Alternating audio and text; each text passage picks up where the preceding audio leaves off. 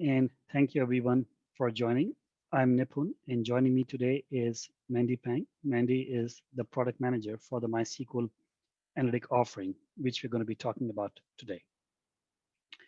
So this is a brief agenda of the topics we will be covering today. So let me start off with a brief introduction of the MySQL database service, because as you're probably familiar by now, that the analytic capability is an adjunct to the MySQL database service. MySQL is the most popular database amongst developers. So across various surveys, which have been taken by various people over various durations of time, MySQL comes out to be by far the most popular database amongst developers. It is also a database which is used by enterprises all over the world in all kinds of sectors, right? So starting from social media, we have, like you can see all the big names, Facebook, Twitter, LinkedIn, who use MySQL. Netflix uses MySQL, GitHub, JP Morgan, Tesla. So there's a whole spectrum of enterprises which use MySQL. And what I would say is that the biggest and the most innovative enterprises across the world run on MySQL. The MySQL database service is a managed service which is provided in Oracle Cloud, and it is developed, managed, and maintained by the same team which built the MySQL product. It is also running on the enterprise edition of MySQL, unlike other services in other clouds which run MySQL, which are running on the community version of MySQL. The MySQL database service in Oracle Cloud runs on the enterprise version of MySQL. In addition, it has the various things which you would expect for a managed service to have, for instance, backup, patching, etc. Now, there are multiple benefits of running the MySQL database service in the Oracle Cloud. As I said, it is maintained, managed, developed by the MySQL team. It is also running the enterprise version of MySQL. But in addition to that, there's a significant cost savings associated by running MySQL database service. It is about 1/3 to 1/4 the cost compared to the MySQL service running in other major cloud vendors. So compared to RDS, compared to Azure, compared to Google Cloud SQL, the MySQL database service is a fraction of the cost. So for the same functionality, you pay less and you get the service from the same team which developed MySQL. Plus, it is running the enterprise version. So just even for OLTP capabilities, using the MySQL database service, which is offered in the Oracle Cloud, is a win-win situation for customers. But that is not it. MySQL database service has been enhanced significantly in the Oracle Cloud to now offer analytics as a native built-in capability. So in the past, what we would see is that customers of MySQL would run on MySQL for OLTP applications. So MySQL has traditionally been designed and developed for running OLTP workloads, and it does a great job with that. Right? So majority of the customers of MySQL use MySQL database for running OLTP applications.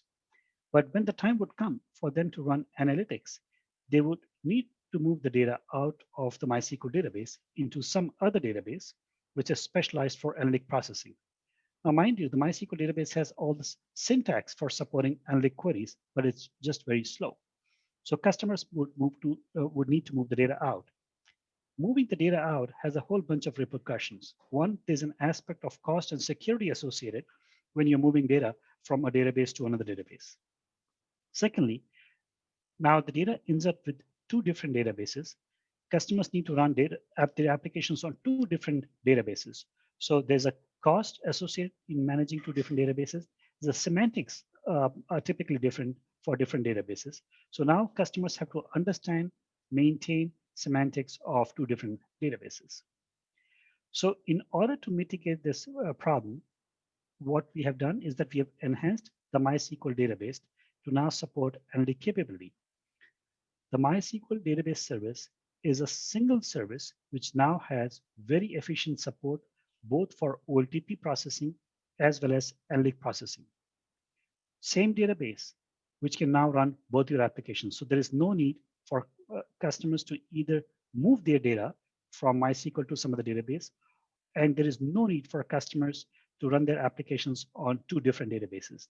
The single database, which is the MySQL database service with the analytic engine, can now very efficiently run both OLTP as well as analytic applications. This service is provided as a cloud native service in the Oracle Cloud. And what that means is that we end up using a lot of the underlying capabilities of the Oracle Cloud, which help the system be more robust. It helps the system be more scalable. And most importantly, it helps the system be more secure. So I won't go into the details of the various capabilities of the Oracle Cloud, which make it like more secure. But Oracle Cloud has been designed with the principle of security first. And MySQL database service and the analytic engine is a cloud native service running in the Oracle cloud infrastructure. So that was a brief overview of the MySQL database service. Now let's talk about the enhancements which have gone into the MySQL database to support this analytic capabilities natively. The MySQL database has been enhanced, and specifically the optimizer and the query execution part of the MySQL database has been enhanced to support the analytic engine. So what that means is that users and applications always send their queries only to the MySQL database. They don't even know about the existence of this analytic engine. So queries are always sent to the MySQL database. The MySQL optimizer has been enhanced to now make an intelligent cost-based decision to determine where for a given query, whether the query should be executed by the current InnoDB-based engine or that query should be executed by this new in-memory analytic engine. And it's a cost-based determination. So what that means is that there are some analytic queries which may be more cost-effective to be executed by the InnoDB engine. Similarly, there could be some complex queries which customers don't believe to be like truly analytic queries, some complex queries which may be more efficient to be run by this analytic engine.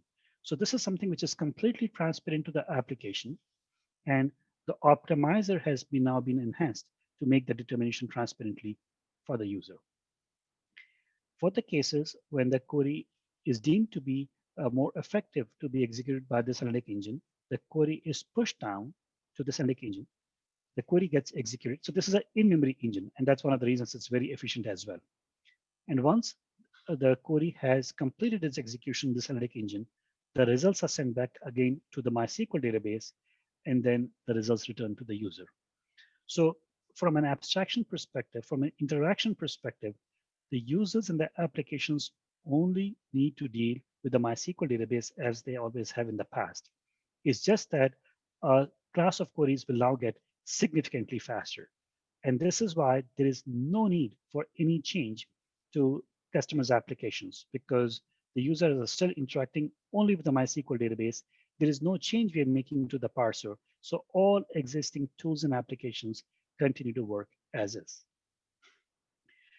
So this is the first integration we have done, or enhancement we have done to the MySQL database, which is in the query optimizer.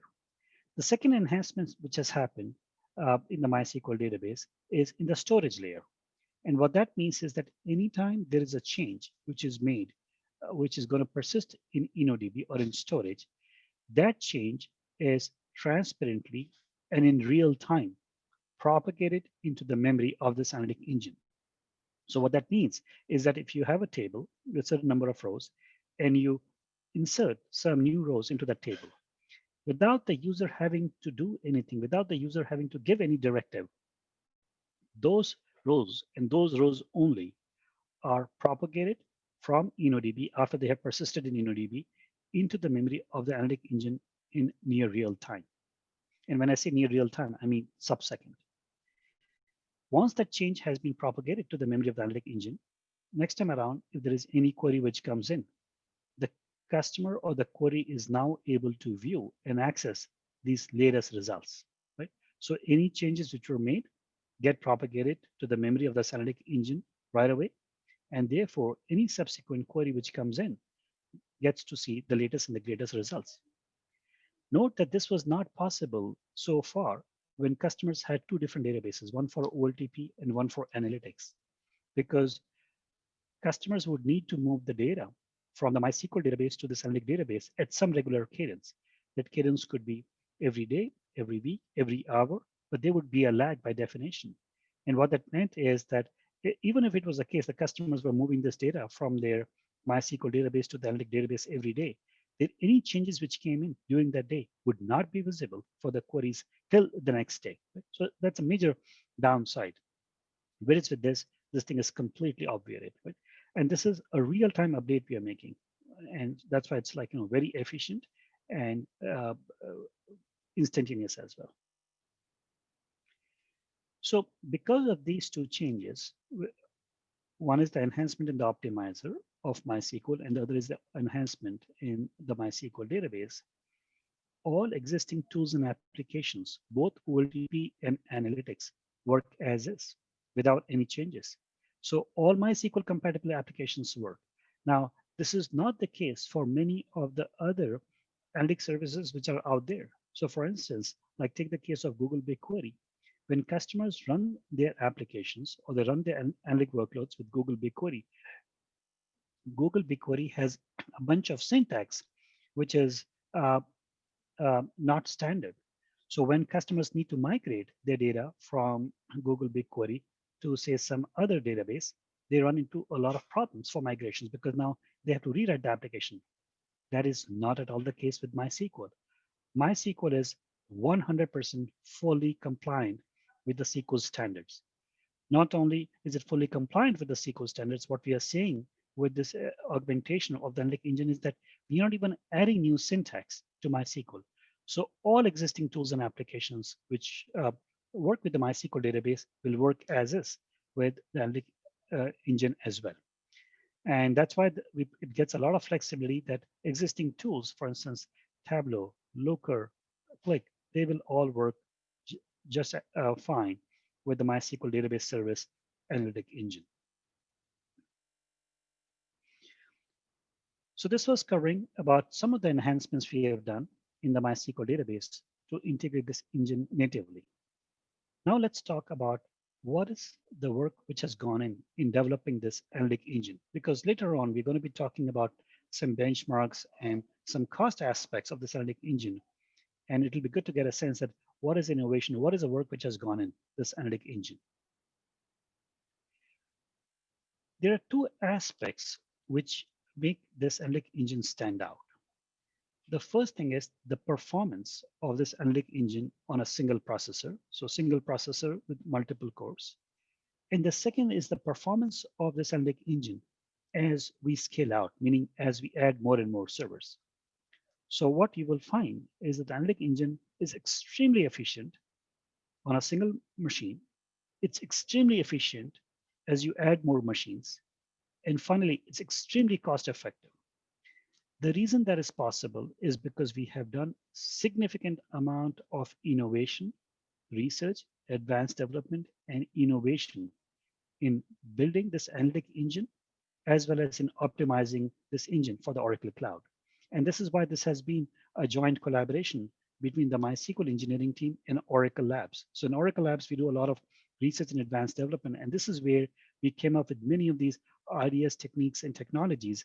And then in collaboration with the MySQL engineering team, we are able to provide this service and capability to you. So there are three specific things I'm going to be talking about in a little more detail. One is what is the in-memory format for this analytic engine?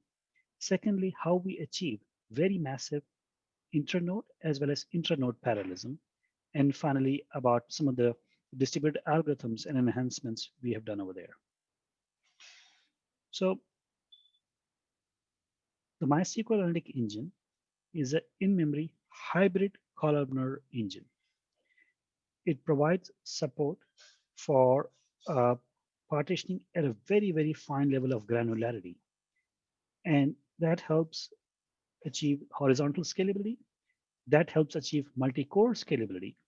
But furthermore, and something which is very unique and not too many databases do, is that it lends itself very well to vectorized execution. So what that means is that if you have some piece of software it can be executed on a bunch of rows. So it amortizes the cost of execution across a large number of rows. So horizontal scalability, multi-core scalability, and vectorized execution in conjunction to SIMD execution. So what horizontal scalability gives you is the ability for the system or for the application to scale across a number of servers, right? So if you have one server and you're adding one more server or two more servers, that's the advantage, or that's what you get with the horizontal scalability. And the multi-core scalability, what you're getting is that within a processor, if you have multiple cores, which most of the traditional or the new um, processors do, you get very good scalability within a single processor across multiple cores. The way, so the MySQL engine is a massively parallel system. The way we achieve this massive parallelism is by having a highly partitioned architecture. And this is fairly unique. So when we talk about highly parallelizable system, and then we say that is based on a highly partitioned architecture, what this means is as follows. When the data is pulled into the memory of a machine, and this is done transparently, we are able to partition this data in memory into smaller chunks. And I will talk about like what is the logic we use for partitioning. But this partitioning is like done into some smaller logical chunks. The first thing to note is that this partitioning is happening with a very high fan out. And secondly, this partitioning is happening at near memory bandwidth. And the way we are able to achieve that is that we have some new unique algorithms which we are using for partitioning. And these algorithms have been optimized for the underlying shape of the Oracle Cloud machines. So we are able to partition this data which is coming into the memory with a very high fan out and at near memory bandwidth. Second is the choice of the size of the partition. This is something which is determined by, or the one of the factors which influences the size of the partition is the size of the cache of the underlying shape we are using. So what we try to do is to make sure that these caches will, that these partitions will fit in the underlying cache. And that significantly speeds up the processing, right? Because that avoids, if you can avoid a cache miss, we know that the cost to access data from a cache is much, much smaller, and it's much faster to access data from a cache than it is from memory. So that's a second aspect. And then third, we have various algorithms which are able to process these caches and generate the results really fast. Now, one of the very unique and innovative things which we are doing as a part of this in-memory partitioning is that this partitioning in memory is workload aware. It is not static partitioning. So typically you would see that systems have various kinds of partitioning schemes, like say round robin or hash and such, and they work well for a lot of the cases. But one of the downsides is that if you have workload which is changing, we believe that we can do a lot better in terms of performance, in terms of getting multi-core scalability, in terms of getting internode scalability, if we could partition the data based on the workload. So logically, what we try to do is that if we look at the workload and we find that there are certain queries which are accessing certain columns more often and are processing certain columns, for instance, join on a column is happening very frequently, we try to partition it based on that. Now, again, it's a cost-based decision, but that's what we achieve to do. So what this enables to happen is workload-aware partitioning in memory. And this is something which is very beneficial for getting good performance within a processor across cores and across servers.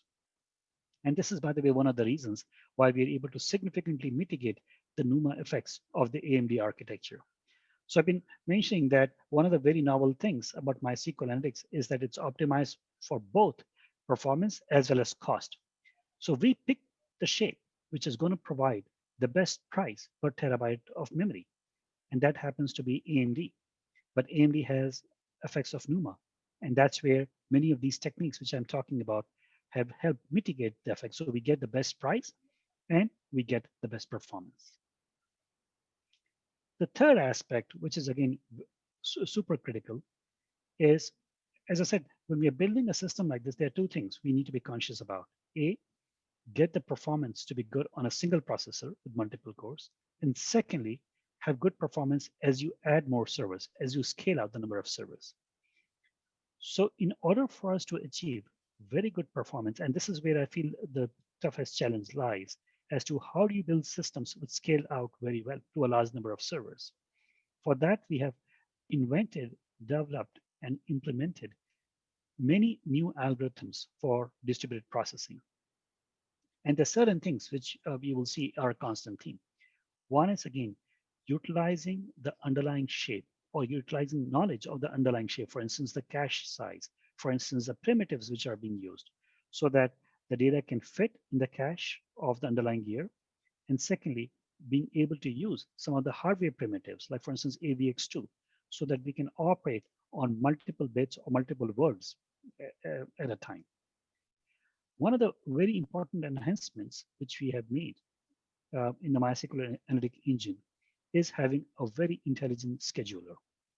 And what this does is that one of the reasons why systems don't scale very well is that if you're doing some computation on a given server, you do the computation, but at some time you may need to get data from another server. So you communicate the information to the other server, you wait to get the results back from this other server. And this is what happens in many traditional systems, and that's what is shown on the upper execution plan, or the upper rendition, where you're showing that if there is no overlap between the computation time and the network time, this task would take, for instance, 13 seconds. On the other hand, if you are able to overlap the compute time with the communication time, we can significantly shrink the execution time. Right? So for that, the optimizer, the scheduler has to be smart to know how can it schedule so that there isn't any idle time left. Right? So what you can see is that in the upper rendition, that there are some holes left in the computation time and the network time. So it's time which is going waste. Whereas in the lower one, what you see is that there is hardly any time which is going waste in uh, the network execution, just a little bit in the beginning, but absolutely no time being wasted in the computation. So what this means is that we are able to utilize the processes a lot more efficiently, and we are able to reduce or cut down on the execution time. This is one of the key things which gives us very, very good scalability across cores and across processors. All right, so we talked about the architecture of this new analytic engine. And as I said, there are like really three goals of coming up with this new innovative engine. One is to have very good performance on a single server. Second is to have very good performance as we scale out, as we add more servers. And third is to be very, very cost efficient. Right? So these are the three things. So let's see how we do in those dimensions. Now, if someone would ask that, okay, what is the speed up a query is going to get with the MySQL analytic engine? The answer is going to be, it depends upon the workload. So it really depends upon two things. The first thing is it depends upon the data size. The larger the amount of data you have, the larger the performance benefits you will get with the MySQL analytic engine. And that's a good thing, which means as your application scales, as your data scales, the improvement you will get by using the MySQL analytic engine will increase. The second thing the performance depends upon are the specific queries. So it depends upon the complexity of the query. It depends upon the specific operators being used. It depends upon the selectivity of those operators, right? So it depends upon a bunch of parameters. So instead of us coming up with a workload, we decided to take a standard workload like TPCH, which is representative of the kind of like workloads which customers use for analytics, right? So you have TPCC for OLTP, and that's a very popular benchmark for OLTP. Similarly, for analytics, the very popular benchmark is TPCH. So I'm going to be showing queries which have been derived from TPCH for all the benchmarks which we're going to be showing today. So the first thing is I talked about how we're doing a lot of work for massively partitioning, for optimizing these partitions to the size of the underlying cache, for facilitating internode and intranode parallelism, for doing overlap of compute tasks with network communication. the end result of all of this is that we have a system which is highly, highly scalable. It's almost reaching perfect scalability. So what this graph is showing is for real world end-to-end queries. As we scale, as we go, say, from 128 cores to 1500 cores, the system is scaling. The throughput of the system is scaling almost nearly linearly. This is a very tough thing to achieve. Excuse me. Very few databases achieve this. And the benefit of a lot of the innovation we have done in our algorithms is this, that our system scales very well. And I'm showing till 1500 cores, there is no reason that the system wouldn't scale beyond that. But this is just a number of cores we are currently supporting. And that's why I'm showing this diagram for that, right? So the system scales really well up to a very large number of cores. Now, the second thing is, how does the system perform on a single server with multiple cores? So here I'm showing a comparison of, again, the TPCH workload and comparing it on a 400 gig table size, right? So as I said, the amount of improvement a customer is going to see is going to increase with the amount of data, right? So we just decided to start small on 400 gigs on a single processor, comparing the performance of the MySQL database. And when I say MySQL database, it means MySQL on-premise or MySQL running in any other cloud, whether it's like RDS MySQL or Google MySQL or Azure MySQL, right? So the performance of the MySQL database with the MySQL analytics. And this is when the size of the data is small enough that it will fit in the buffer cache of this underlying machine, and the data with MySQL is indexed, right? So indexed, the data fits in the buffer pool. The queries will run in about 1700 seconds. With MySQL Analytics, the same queries without the index will run in about 4.2 seconds. And this represents a speed up of 400 times. Now, I will, or like Mandy will talk and through some customer testimonials, and you will see that for most of our customers, the speed up they observe with MySQL Analytics compared to the traditional MySQL database is much higher than 400 times. And the reason is because they have larger data size or they have more complex queries.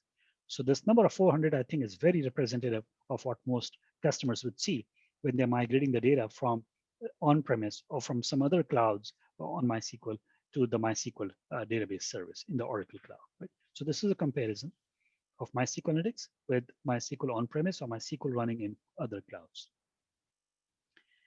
Now let's do a comparison with the premier version of the premier offering from Amazon for OLTP, and which is MySQL based. So that's Aurora. Right? So Aurora is the premier offering from Amazon. It's based on MySQL, but it has been enhanced by Amazon. So this is on 4 terabytes. And again, running the same workload like TPCH workload. The first thing we observed is that after the data has been loaded into Aurora, right? So after the data is loaded into Aurora, and after the data has been loaded into the MySQL database service, there is a 30 times difference in the amount of time it takes before the database is available to even start running queries. So what that means is that in the case of Aurora's, it would take 5 days to create the various indexes before the tables are available or to run queries efficiently. With the MySQL Analytic engine, there is no need to create indexes. All you need to do is to take the data. When I say you, like the system will do it automatically, but all that needs to be done is to take the data from InnoDB into the memory of the analytic engine. So for 4 terabytes of data, it takes less than 4 hours. Whereas with Aurora, it would take over 120 hours, 5 days. Right? So that's 30 times impact right there. So the MySQL database service is available much sooner than Aurora. Now let's look at the second graph, which is showing the average running time for these queries. On an average, with Aurora, these queries took 2.5 hours compared to 8 seconds. 2.5 hours with Aurora, 8 seconds with the MySQL database service with the analytic engine option. This is over 1,000 times faster. And when I say 2.5 hours, this was 2.5 hours average, but 7 of the 21 queries did not even complete in about 10 to 12 hours. So we had to kill the queries in 10 to 12 hours, but we reported the running time to be 10 to 12 hours, right? So the real time would be much, or the real difference would be even higher, right? But even in this good case scenario, the best case scenario for Aurora, it's 1,000 times slower than the MySQL database service. And finally, the cost of the MySQL database service with the analytic engine is less than 1/3 of Aurora. Now, bear in mind, with Aurora, there's some additional charges as well. For instance, there is a charge for I/O. In Oracle Cloud, with the MySQL database service, we do not charge you any additional money for I/O. And this I/O can be a significant fraction. So for instance, when we ran these benchmarks, the cost of the I/O was anywhere between like say around 30 to 40%. I'm not including that cost over here. I'm just including the cost of the compute and storage. That's it, right? For both the systems. Even then, so being very generous, very, very fair to Aurora, even then, Aurora is over 3.5 times more expensive than the MySQL database service. And the real cost is likely to be higher. So this is a comparison of Aurora, which is the premier MySQL-based offering from Amazon, with the MySQL database service, which is the premier MySQL-based offering in the Oracle Cloud. Now, let's do a comparison where if you as a customer say, you know what, we know that MySQL is designed for OLTP, so I'm never going to run my analytic workloads with Aurora. And that's a fair comment. What customers are likely to do, and that's what they do right now, is that they move data out from the MySQL database to a premier offering like Redshift, which is designed for analytics. So if you're a customer who's happy doing that, meaning moving the data out, having two different databases, which means you need to manage two different databases, which means you need to understand the semantics of two different databases. Assuming you're such a customer who's happy doing that, and you go with the fastest possible shape of Redshift, and you go with the most recommended configuration of Redshift, even then, the MySQL analytic engine is 3 times faster and 3 times cheaper, right? 3 times faster. So note that MySQL database service with analytic engine is a general purpose database because it can do both OLTP and analytics. Redshift only do analytics, right? Not including the cost of their OLTP system. Even then, the MySQL database service with analytic engine is 3 times cheaper than just running analytics with only the Redshift. Now, in this configuration, I'm showing, okay, what is with the fastest shape of Redshift, with the most recommended configuration, and with the smallest configuration, which you would recommend for the MySQL analytic engine, because MySQL analytic engine is an in-memory engine. So we need to have a minimum number of nodes. And in this case, that number is 10, right? So this is what I'm showing. Now let's assume you are a customer who really cares about performance and you're not happy with the current performance and you want to accelerate the performance. You can do it just fine by adding more servers. So now I'm showing you a shape where the same setup for Redshift, but now for the case of MySQL Analytics, we have added more servers. We can speed up. We went up from being 3 times faster to now being about 5 times faster.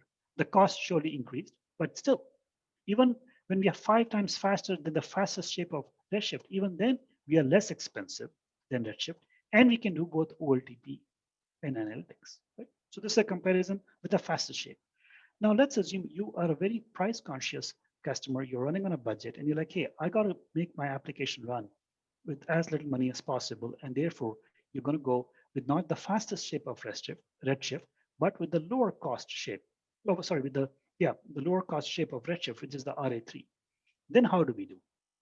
Now, in the case of Redshift, you have to look at all these different shapes. One shape for Aurora for different size, one shape for the Redshift fastest shape, one shape, another shape for Redshift low cost shape.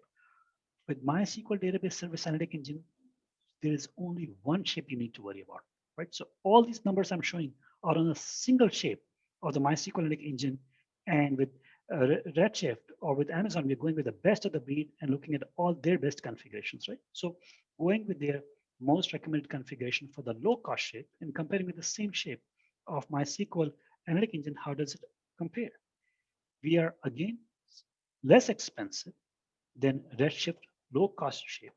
And this is again excluding the cost of their OLTP system, only the cost of analytics. Whereas in the case of MySQL, we are including the cost of both the MySQL database service plus the cost of the MySQL Analytic engine. So in the case of MySQL, we're including both those costs. But in the case of Redshift, we're not including the cost of the OLTP database. Even then, the MySQL offering is cheaper, and now it is 18 times faster. Right? So I showed you around 3 setups with Amazon. We have Aurora, which is their general purpose database. We are significantly faster, like 1,000 times faster, more than 3.5 times cheaper. Then we showed with their database specialized for analytics, which is Redshift. We are significantly faster and significantly cheaper than their high-end or the fastest shape. We are also significantly faster than the low-cost shape and still a bit cheaper than the low-cost shape of Redshift. So all in all, this, I believe, is a very compelling offering where the customers, if they choose the MySQL database service with the analytic engine, don't need to move their data, just need to deal with a single database. Applications are significantly faster and the cost is significantly cheaper. So with this, I'm going to turn over to Mandy, and Mandy's going to show a demo of the service, and then she'll take it from there. So over to you, Mandy.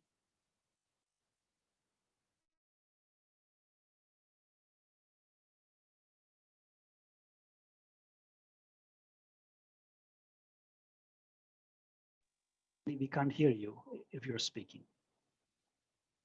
Oh, sorry. Sorry. So thank you, Nipun.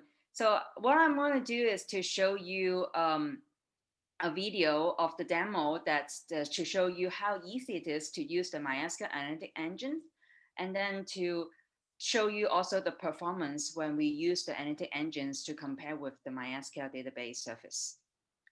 So let me start the video. So on here, you can see that this is the Oracle Cloud OCI console. So from the console, you can go to the MySQL console. In the MySQL console, MySQL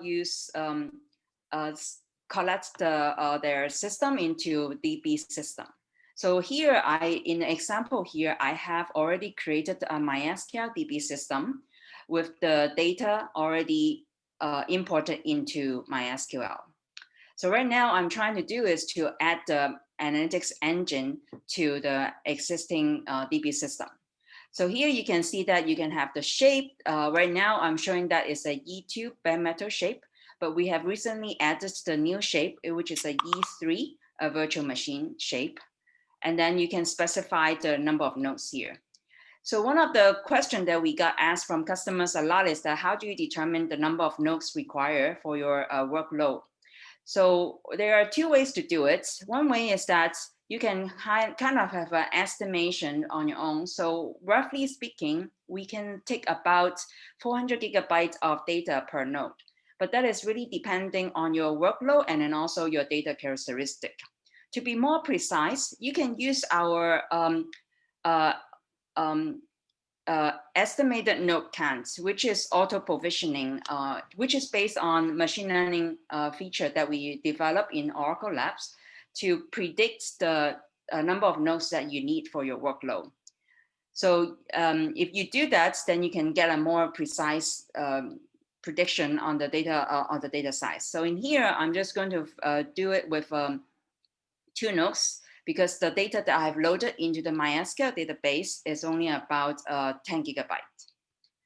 So now I'm starting to add the nodes onto the MySQL node. So after a few minutes, the cluster will be created.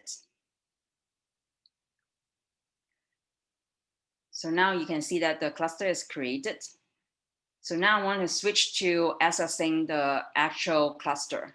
So the way to access the cluster is the same as you would access the MySQL database service or MySQL database. So on the console earlier, it shows that there's a IP address that is assigned to the MySQL system. So you can, here I'm using the MySQL shell to connect to the MySQL system. So now I want to show you is that I have already loaded the data into a database TPCH. I'm using the TPCH schema, and then I already loaded all the tables with the data in it. So just to show you, create the nation table here. So here is the normal how regularly you will use with the MySQL database. So to use MySQL Analytics Engine, what you need to get started is to basically specify the tables or the columns within the tables that you want to use for your analytic queries. So here I'm specifying nations. I want to use the whole table for Analytics Engine. And now with this second command, I'm loading a table into the memory of the Analytics Engine. So now this is done, and in the background, I've already loaded all the tables besides the nation. So this is now just showing you all the tables that's being loaded.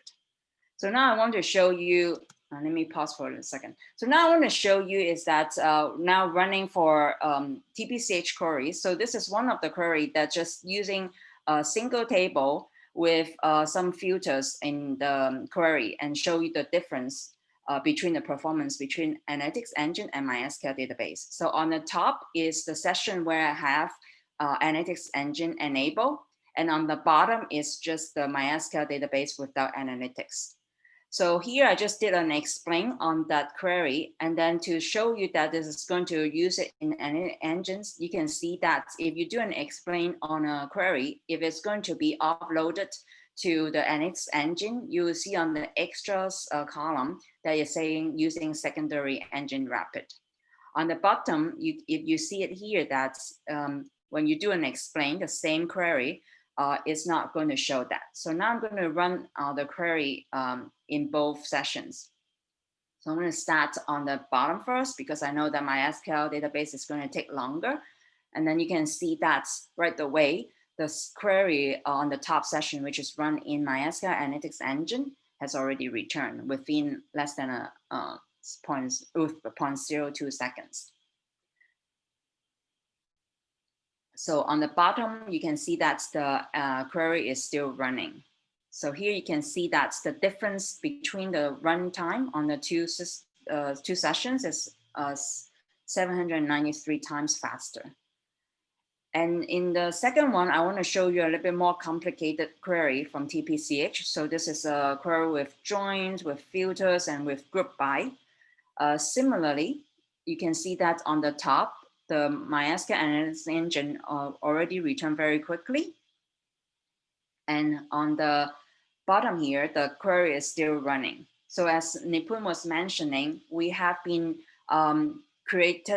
invented and then created a very efficient algorithm for specifically for joins, for group bys, and targeting all the analytics queries. So you can see here that's the two comparison, the performance comparison between the top session and the bottom session is about 500 times faster. So now let me switch back to the slide. And I want to go over the customer's use case with you to give you an example of what kind of use case that we see our customers can benefit from this service.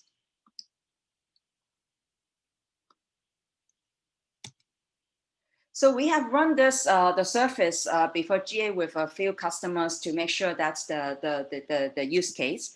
So one of the customer is Siemens Healthcare. So what they are doing is that they actually use MySQL database to store all of their medical device information. And then what they're doing is that they are running reports and predicting the maintenance window and maintenance for their device. They are very like our service. One of the reason is because that's the performance improvement of the query, and then the other reason is because that's their current application. They don't need to make any changes to the current application. And then the third reason is that they wanted to keep their OLTP workload on their on-premise. So with Analytics Engine, they can easily use native MySQL application, which is already built in with the service, to replicate the data from their on-prem to MySQL Analytics Engine for the data that they want to do analytics on.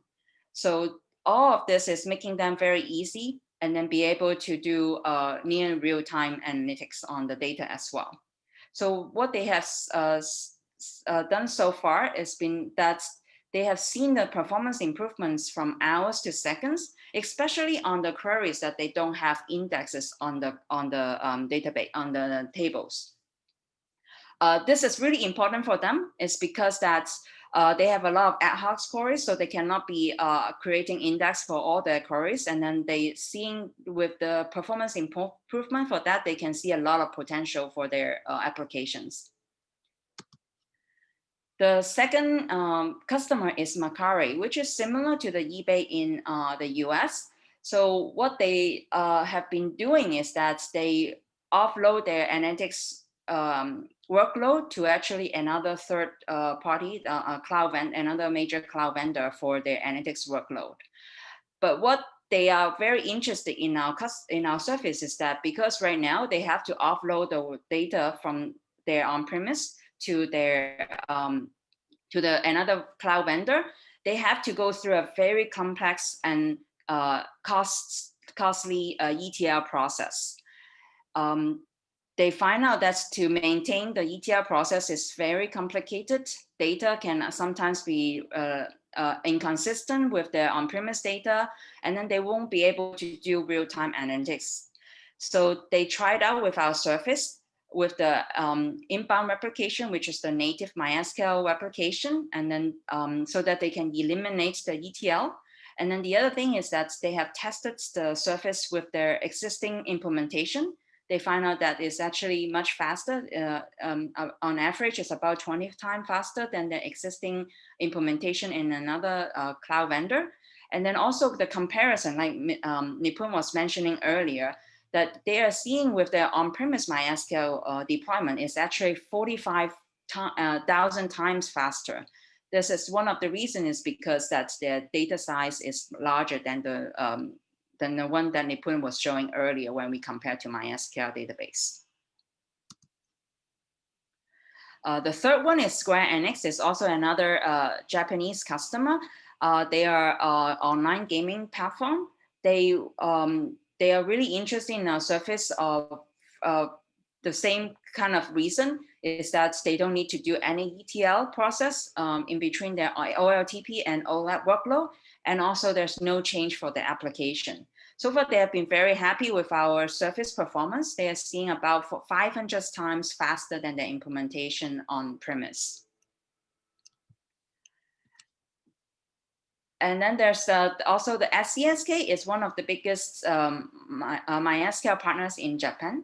So they have done some benchmark testing with their own data sets comparing to another major cloud vendor. So what they are seeing is that they're seeing on average, we're using their own query and then their own data. We are 10 times faster. And then we are also 4,000 times faster from their on-premise implementation. So they are seeing a lot of potential for their customers to be able to use our service, improve their query performance, and then be able to allow their existing customers to use this service to with the real-time analytics to provide more value to their own customers as well. So this is the last example I want to show you is DMM.com. They are an online platform for comics and manga and videos. So we work with their infrastructure team, and then they have been testing with our service, and then they are seeing a lot of value similarly with our service. The need of no need for ETL, the same platform for OLTP and OLAP workload that can be run on the same service is very, very valuable for them. And then be able to be on a managed cloud service is also valuable for them as well, because they are infrastructure group. They don't want to, then with the service, they don't need to manage the infrastructure and be able to provide a standard for all of the applications team to use as a database. So to conclude with the MySQL database service analytics engine, we want to conclude with that is that this is a single database platform that you can use for both OLTP and analytics. You don't need to make any changes to your existing MySQL application because we comply with the same SQL standard as MySQL database. You can run your analytics in the cloud and keep your OLTP workload on premise very easily without ETL and using the native MySQL replication. The extreme performance that we have shown you with different comparison, whether with MySQL or with other cloud vendor, and then also the ability that Nipun was showing that we can scale to many cores, so that's the performance will not degrade when you scale up the cluster, and also the cost benefits that you will see when using our service as well.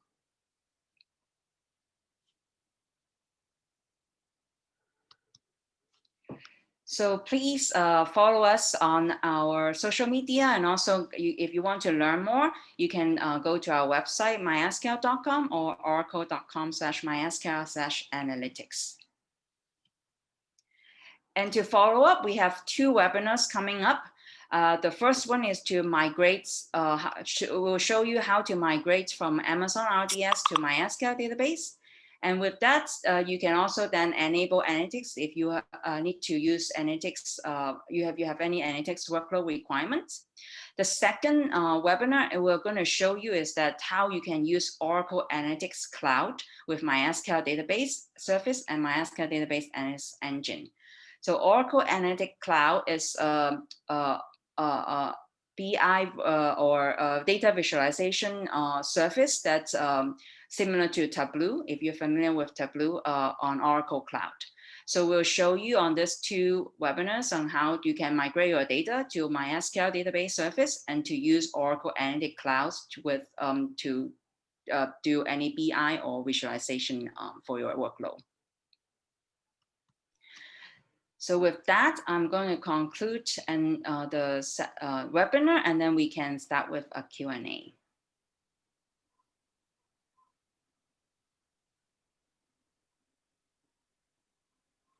Okay, I think we have some very interesting questions being asked in the Q&A window. So I'll start with the questions. So the very first question that is being asked is, what if we have on-premise MySQL Enterprise Edition, MySQL Community Edition, we're doing OLTP applications on-premise, and we want to use this analytics engine to get that performance and do analytics? How would we go about that? Right. So in fact, and yes, and thank you, Edwin, for that question. And I also saw that it was related to someone else asking that if they have their MySQL instance running in some other cloud, right? How can they get any Absolutely. capabilities? There's a very straightforward way of doing this, which is the MySQL database service has been enhanced now to support something which we call inbound replication. And what that means is that it provides the customers the ability to do replication between their current instance. It can be anywhere, on-premise, in some other cloud, whatever version you would like, right?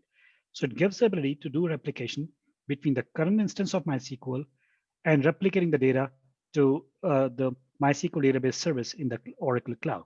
So that's one way where you can have your data be in where it is, but transparently get replicated using the MySQL replication, and then you can run analytic queries. So the analytic queries will still be run in the Oracle Cloud on the MySQL database service, but if you have data that can transparently be migrated, and that'll give you this capability.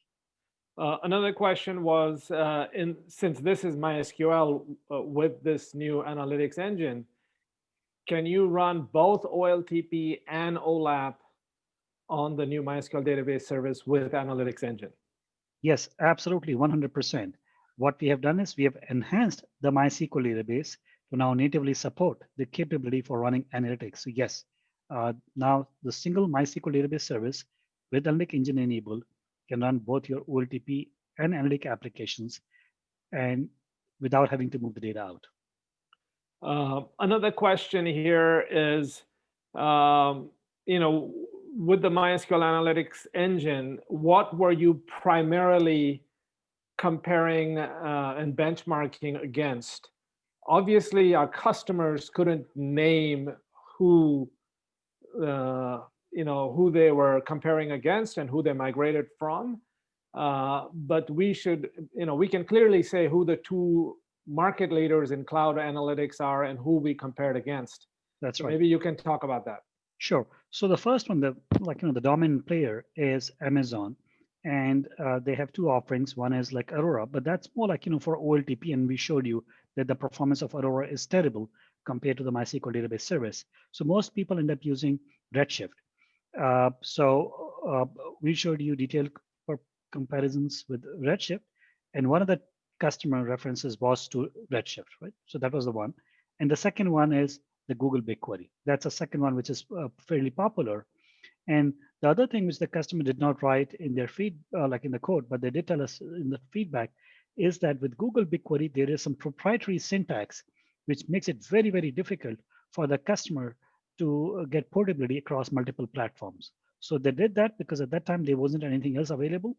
But now they're very glad that MySQL has this native capability for analytics so that they're not locked into the proprietary syntax of Google BigQuery. And here's another question. If you already have like a 3 terabyte, 3 terabytes of data in your MDS, in your MySQL instance already, and you decide you want to start using the analytics engine, how long will it take to load that data? And do we need to have indexes, and will it impact complex queries? That's right. So this analytic engine is an in-memory engine, right? So it does not require the presence of indexes. The thing which needs to happen is the data needs to be loaded into the memory of the analytic engine. Now we have an option where as soon as you enable the analytic engine, you can turn on a flag which says that, just load the data as it comes in. And if that is the case, whenever the user wants to run the queries, it will be available right away. But if the question is that, okay, if you have 3 terabytes of data, how long will it take for it to be loaded? We are able to load about 1 terabyte every hour. In fact, it's a little faster than that. So like 4 terabytes took about 3 hours or so. So I would say on a ballpark, that's the rule of thumb we are going with, 1 hour for every terabyte. So about 3 hours for 3 terabytes of data. Should be slightly less, but I'm being on the conservative side. Another question that has come up is this analytics engine actually a native MySQL storage engine? MySQL has this pluggable storage engines concept. Is this actually a native storage engine? And which of course means, do you have to make changes to your MySQL queries, your MySQL applications, the tools, the connectors, or is it all just transparent? What exactly do you have to change as a DBA or a developer of a user of MySQL? Right. There is no change which the user, the application, or the DBA needs to make. No change. We have hidden the complexity by doing the engineering work to enhance the MySQL database and to provide this thing as a native engine. So exactly the way the question is that yes, we are using the infrastructure of pluggable storage engines. We leverage that. Plus, we did a whole bunch of other enhancements in the MySQL database in order to make sure that users and applications don't need to be aware of any of this work, and there is no change required from their side.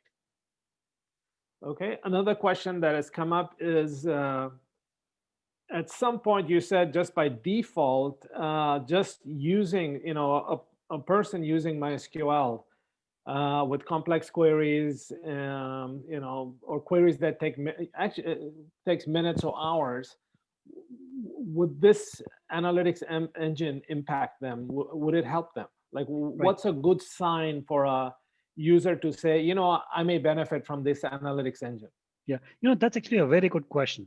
Like, we are talking about this to be an analytic engine, and yes, it is the case that it does accelerate most of the common analytic constructs, right? Like joins, group bys, filters, and such.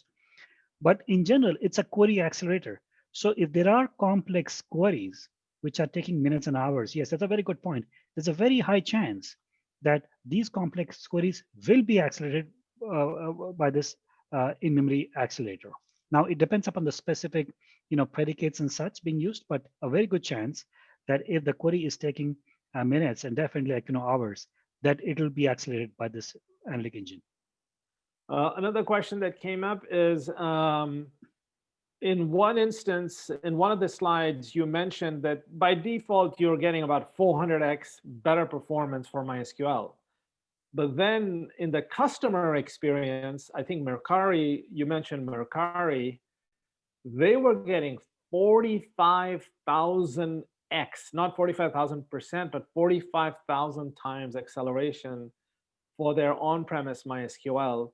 So what's the difference? Why were you saying 400 by default, and then this customer found 45,000x? Yeah, and that's a very important and a very commonly asked question, right? Well, like how much is acceleration? The amount of improvement customers would see increases with the size of data. So in the case of Mercari, they were using like a much larger data size than 400 gigs. So when I was showing 400 times improvement in performance, that was on 400 gigs of data. Mercari was using a much larger data size. That's one reason. The second thing is the improvement in performance also increases with the complexity of the queries. If the queries are more complex, chances are they'll see larger benefit. So the queries being used by Mercari were significantly more complex than the TPCH queries. These two factors are the reason why Mercari saw 45,000 improvement as opposed to 400 times improvement.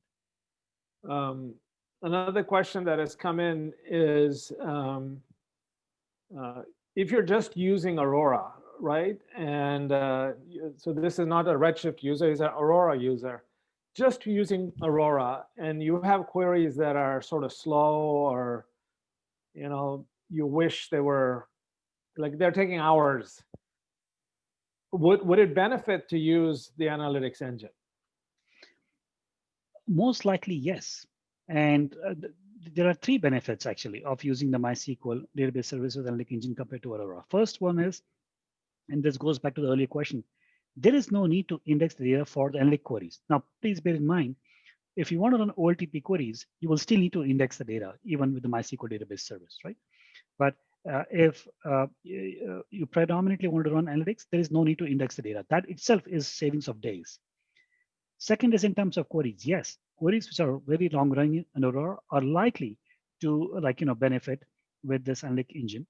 And if the analytic queries, for sure, they will. Right? And then the third aspect is significant reduction in cost and complexity of the application. Right? So they don't need to have multiple databases. It can be one, which is a fraction of the price. And I think a final question is, Redshift has many different shapes and variants. You can buy the really high performance, high cost kind of shapes of Redshift, and then Redshift also has sort of low cost, which is less performance shapes of Redshift. So how did this analytics engine perform against those two, like across that spectrum? Right. Significantly faster, significantly cheaper, right? So even compared to the fastest shape, the MySQL analytic engine is significantly, like as I showed up, 5 times faster. And depending upon which shape you use, like if you want to go with 3 times faster, it's 1/3 the cost, right? Compared to the faster shape. Compared to the less expensive shape of Redshift, it was still slightly less expensive, but then 18 times faster. So across the board, significantly faster and cheaper. Okay, I think that's it for all the questions. And I think with that, I'll turn it back to Katie.